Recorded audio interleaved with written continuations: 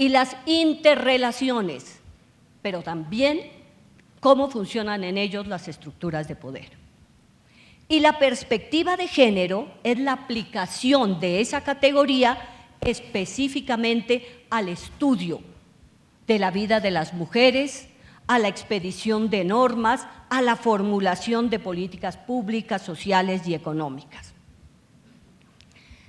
El compromiso con la perspectiva de género tiene su fundamento en la Convención para la Eliminación de todas las formas de discriminación contra la mujer, CEDAW, pero también fue adoptado formalmente en Beijing, 1995, que ubicó los asuntos de género en las agendas prioritarias de todos los estados del mundo y que hoy tiene un punto especial entre los objetivos del desarrollo sostenible. El problema de género no es el problema por allá de alguna mujer desadaptada. El problema de género hoy es un problema prioritario de las sociedades totales en toda la órbita. La categoría de género, además, se puede utilizar igualmente con otras categorías de análisis social, como son la raza, la edad, el estrato. Y esto es lo que se denomina la interseccionalidad, porque no es lo mismo ser una mujer de raza blanca de estrato 6 que ser una mujer afro de estrato 1, donde las razones de opresión y discriminación se acumulan. Muy bien. Derechos, mujeres y derechos en Colombia. Veamos cómo ha funcionado esto aquí. Para hacer referencia a la evolución de la teoría feminista y de los derechos en Colombia, seguimos la clasificación de las llamadas olas del feminismo, que distingue entre primera, segunda y tercera ola del feminismo. El primer feminismo o la primera ola feminista se fundamentó en los planteamientos del liberalismo. Comenzó en el siglo XX y en Colombia, en 1929, se realizó el primer Congreso Nacional de Mujeres. Y allí surgió una alianza femenina en pro de la consecución del voto. Pero para esas mujeres, conseguir el voto no significaba modificar su rol femenino, pues todas coincidieron en que lo prioritario era la familia y sus hijos. Esto es el movimiento de las conservadoras sufragistas. Sin embargo, en el segundo Congreso Femenino, realizado en 1946, ya se hicieron otras exigencias. Las exigencias eran que el sufragio solo no era suficiente, que el sufragio debería ir acompañado de otros derechos, derecho a la educación, el derecho a adquirir bienes, el derecho a la participación en la vida política del país. 8 años más tarde y después del fracaso de 11 proyectos de ley, se consiguió en 1957 los resultados positivos para estos primeros planteamientos.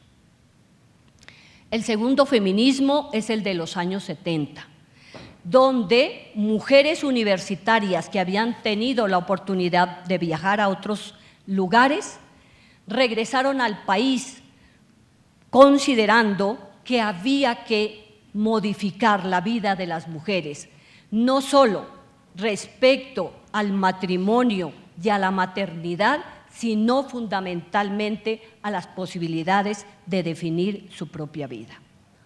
En ese segundo feminismo fue posible contar con 7 gobernadoras por primera vez en el gobierno de Alfonso López Michelsen, una de las cuales fue Mercedes Apráez, gobernadora de Nariño.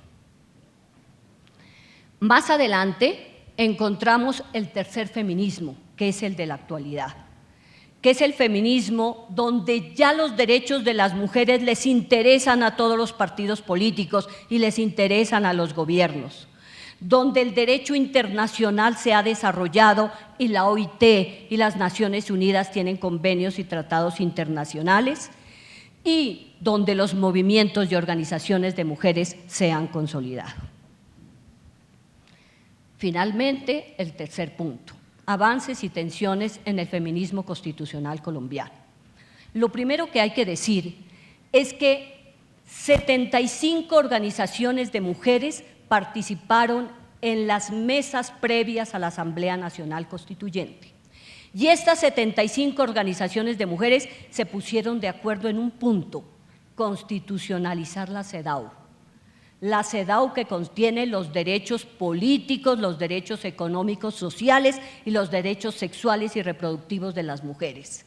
Y esto permitió que la Constitución se expidiera con un artículo 13 que consagró la igualdad, que prohibió la discriminación y que comprometió al Estado con medidas de acción positiva, con un artículo 40 que obliga al Estado a dar participación equitativa en los cargos de alta dirección del Estado, con un artículo 42 que consagra la igualdad en las relaciones de pareja, con un artículo 43 que consagró específicamente que hombres y mujeres tienen los mismos derechos y obligaciones, y con un artículo 53 que hizo extensivo esos derechos al ámbito laboral. Y en desarrollo de esos postulados, la rama judicial, las altas cortes de este país han aprobado una orientación para que los operadores jurídicos produzcan sus sentencias con perspectiva de género. Eso ya no está al criterio de un juez, es una obligación constitucional que tiene una norma específica que así lo establece. En Colombia, además de eso, la Corte Constitucional ha producido importantes sentencias. Son numerosísimas, pero no quiero resaltarlas ahora las sentencias. Quiero resaltar los movimientos de mujeres que están detrás de esas sentencias, porque cuando la sentencia se produce, es tal el impacto que todo el mundo se olvida de que detrás existió un movimiento femenino que lo impulsó. Entonces quiero referirme a dos eventos: al caso al caso del aborto, donde se despenalizaron 3 situaciones, 3 condiciones específicas, y que fue fruto de un movimiento de mujeres amplio en el país y de una ONG que presentó la demanda e inauguró lo que se llama el litigio de alto impacto. Y ese litigio de alto impacto obtuvo la sentencia C-355 de 2006, que modificó una posición anterior de la Corte Constitucional expresada en la sentencia C-133 de 1994, que había prohibido de manera absoluta el aborto, para ahora despenalizarlo en unas situaciones específicas ya de todos conocidos y a los cuales no me puedo referir por el tiempo.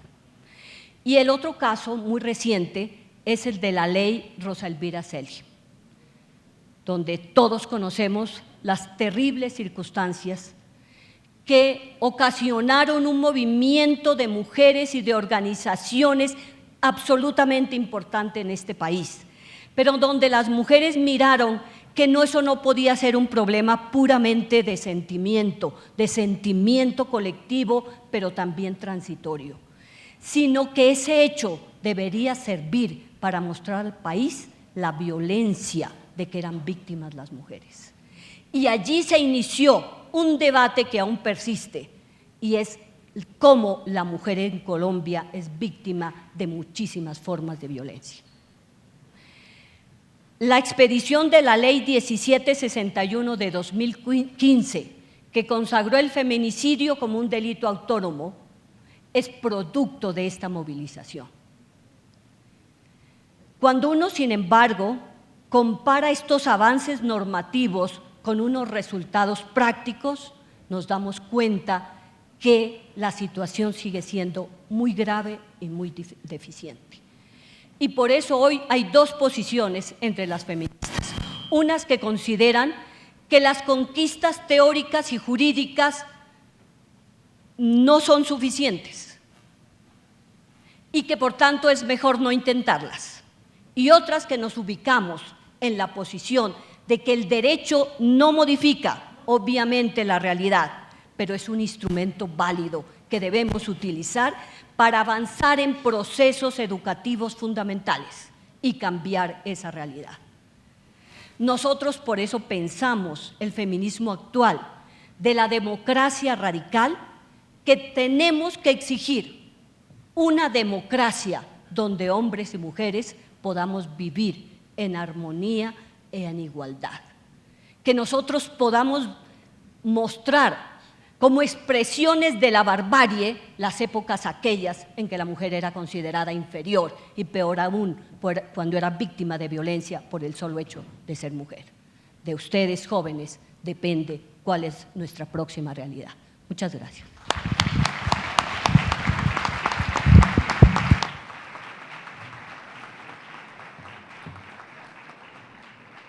Queremos agradecer a la doctora Isabel Goyes Moreno por su importante conferencia Constitucionalismo, una mirada feminista. Nuestra maestra, la doctora Isabel, toda una vida académica dedicada a la enseñanza del derecho laboral, a la investigación y a la igualdad de derechos entre hombres y mujeres. Muchísimas gracias. Bueno, creo que es justo un aplauso para los tres conferencistas de esta tarde, que lo hicieron muy bien.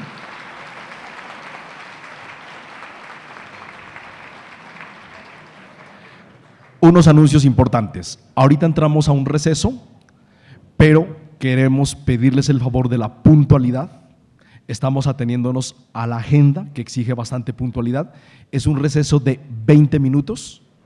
Una vez retornemos del receso, los conferencistas del siguiente ciclo son los doctores Luis Cucarela de España, el doctor Nelson Camilo Sánchez del Centro de Estudios Jurídicos y Sociales de Justicia y el doctor